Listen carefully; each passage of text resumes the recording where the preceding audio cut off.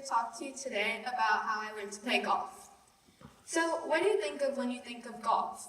Personally, I thought of old guys in golf carts chasing around golf balls, and I thought there's no way that that's a sport. So, when my dad told me to start playing January of 8th grade, I was like, no, because that was going to be exceptionally boring, and I was not going to like it, but like all parents, he made me do it, obviously.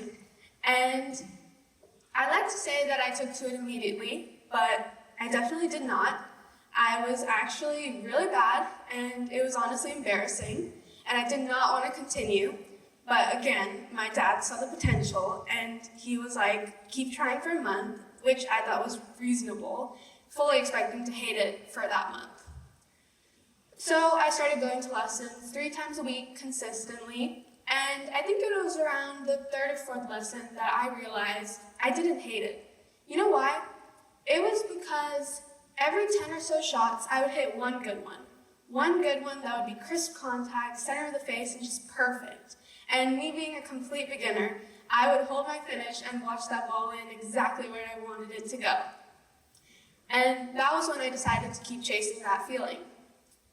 So the month of lessons turned into 5 months, and in between I started playing tournaments, and I was shooting pretty bad.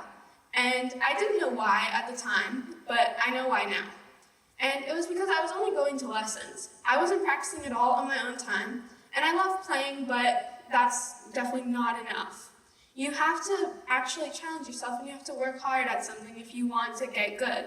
And I wanted to make the high school team by the fall season, so I had to make a change. So I started going to practice for 45 minutes every day, which is not a lot, but it got me to a point where I was able to make the team. At my tryout, the coaches asked me some questions, classic tryout questions, and they also asked me how much time I was willing to put in. And I was only practicing 45 minutes a day, which I told them, and they told me that everyone else was practicing for 2 to 3 hours a day, 6 hours on the weekends, which is a lot. But I wanted to make the team, so I decided to make that commitment. And I think that's why they decided to take a chance on me, because that first day of practice, when I walked in, they told me everything that was wrong with what I was doing. And it was a lot. I was definitely the worst one there. And that was honestly a terrible feeling, but I decided that I didn't want to feel that anymore.